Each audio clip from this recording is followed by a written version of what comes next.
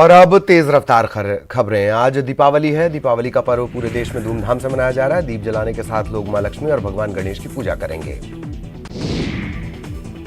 जम्मू कश्मीर के आरएसपुरा सेक्टर में बीएसएफ जवानों ने दिवाली मनाई। वहीं कुपवाड़ा में भारतीय सेना के राष्ट्रीय राइफल्स में एक साथ 200 से ज्यादा मशाल जलाई गई। ये मशालें प्रतीक हैं भारतीय सेना के पाकिस्तान को हर मोर्चे पर मुंह तोड़ जवाब देने की। सीमा सुरक्षा बल और बॉर्डर गार्ड बांग्लादेश ने दीपावली की पूर्व संध्या पर अगरतला के Akhaura Agartala integrated check post पर मोमबत्तियां जलाईं। सीमा सुरक्षा बल के कार्यक्रम के दौरान एक दूसरे को मिठाइयां भी इन्होंने भेंट की। दिल्ली के मुख्यमंत्री अरविंद केजरीवाल और उनकी कैबिनेट इस बार दीपावली पर अक्षरधाम मंदिर में लक्ष्मी पूजन करेंगे। लक्ष्मी पूजन में दिल्ली की जनता को जोड़ने के लिए दीपावली पूजन का पूरा कार्यक्रम ऑनलाइन होगा। टीकमगढ़ के ओरछा के रामराजा मंदिर में भी दीपावली के दिन प्रभु श्री राम की विशेष पूजा अर्चना की तैयारियां की जा रही हैं। पूरे मंदिर को दीप और बिजली की लाइट से सजाया गया है। सतना के चित्रकूट में दीपावली मेला शुरू हो चुका है। श्रद्धालु बड़ी संख्या में मंदाकिनी में दीपदान करेंगे। हालांकि कोरोना की वजह से श्रद्धालुओं की संख्या में कमी देखी जा रही है। 12 ज्योतिर्लिंगों में से एक उज्जैन के विश्व प्रसिद्ध महाकालेश्वर का आंगन भी सजाया गया है। मान्यता है कि विश्व भर में हर त्योहार की शुरुआत बाबा महाकाल के प्रांगण से ही की जाती है। विदिशा में सीएम शिवराज सिंह चौहान ने सुंदर डेयरी और फार्म हाउस में पूजा अर्चना की। सीएम ने कार्यकर्ताओं को दीपावली की शुभकामनाएं दी। सीएम ने प्रदेशवासियों को कोरोना से सतर्क रहते हुए दीपावली का पर्व मनाने की अपील की है। सीएम शिवराज सिंह चौहान ने प्रदेशवासियों को दीपावली की शुभकामनाएं भी दी हैं। उन्होंने कहा कि कोरोना से आई मंदी समाप्त हो जाए, जिससे जनता की भलाई का काम होता रहे।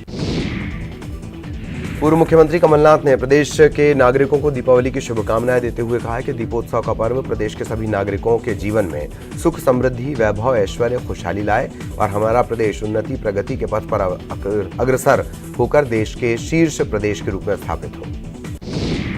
प्रदेश के गृह मंत्री नरोत्तम मिश्रा ने दीपावली मनाने को लेकर कहा कि कोरोना की गाइडलाइन का पालन कर उमंग, उत्साह और आनंद के साथ दीपावली को मनाएं।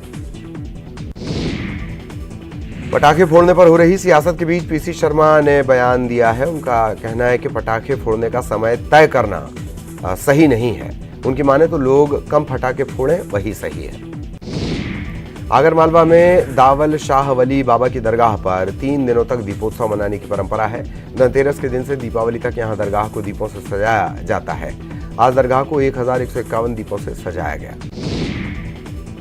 दीपावली पर जबलपुर के बाजार भी सजकर तैयार हैं। बाजार में भीड़ भाड़ भी देखने को मिल रही है, लेकिन व्यापारियों की माने तो पिछले साल की तुलना में इस बार लोग कम खरीदारी कर रहे हैं। लोग स्वदेशी आइटम पर ज्यादा फोकस कर रहे हैं।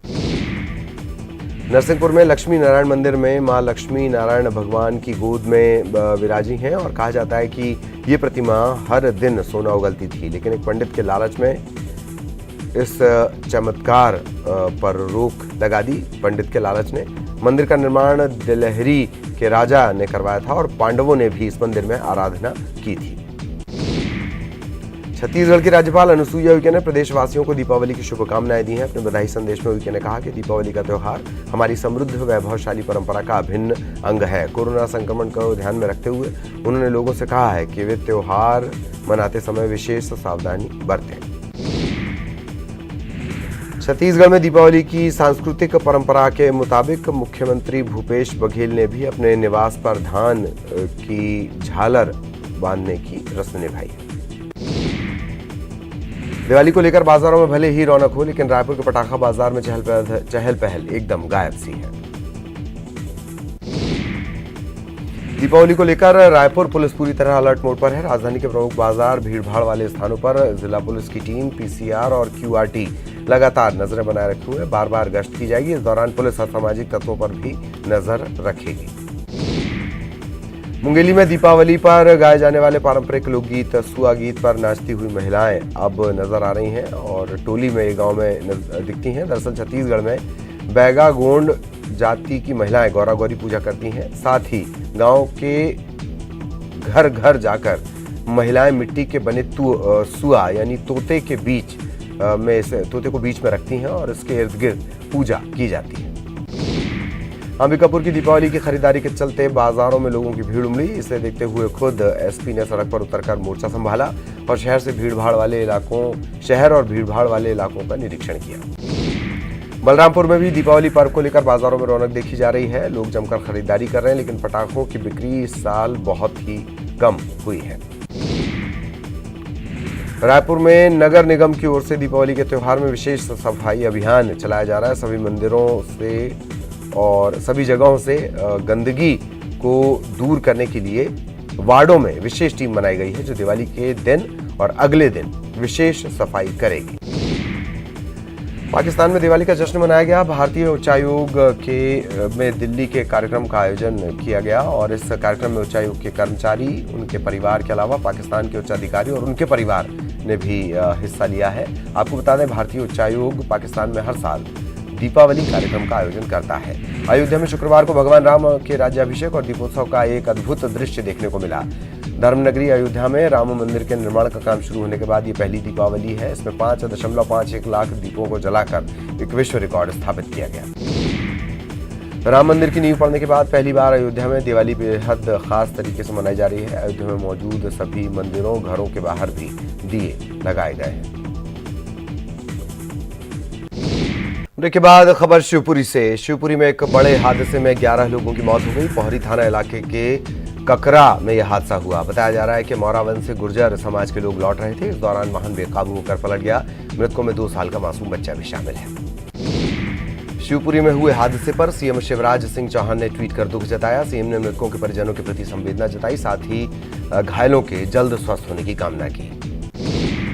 पाकिस्तानी सैनिकों ने संघर्ष विराम का उल्लंघन कर कई स्थानों पर गोलीबारी की। इसके जवाब में भारत की कार्रवाई हुई। 11 पाकिस्तानी सैनिक मारे गए, 12 अन्य घायल हो गए।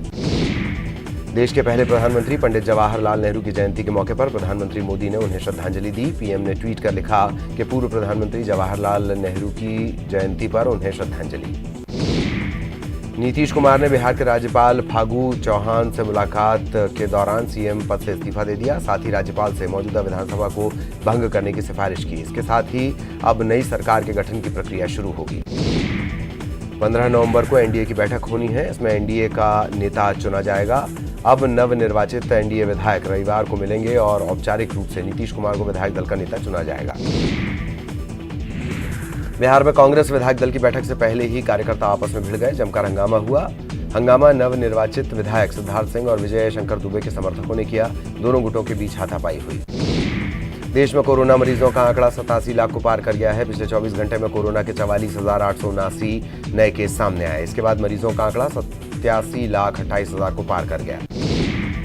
पिछले 24 घंटे में कोरोना से 547 लोगों की मौत हो गई। इसके साथ ही कोरोना से मरने वालों का आंकड़ा 1,28,000 को पार कर गया। दमोह के तेंदुखेड़ा डिपो के पास बस पलट गई। इस हादसे में कई यात्री जख्मी हो गए। आपको बता दें, दमोह से सर्रा ये बस जा रही थी और बाइक सवार को बचाने के चक्कर में बेकाबू होकर पलट गई। गनीमत ये रही कि किसी तरह की जनहानि नहीं हुई। पी मुरलीधर राव को बीजेपी का प्रभारी बनाया गया है। विनय सहस्त्रबुद्धे की जगह ये जिम्मेदारी पी मुरलीधर राव को दी गई है। वहीं पंकजा मुंडे और विश्वेश्वर टुडू को एमपी का सह प्रभारी बनाया गया, जबकि कैलाश विजयवर्गीय को पश्चिम बंगाल का प्रभारी बनाया गया। वहीं जयभान सिंह पवैया और ओम प्रकाश धुर्वे को महाराष्ट्र का सह प्रभारी बनाया गया है।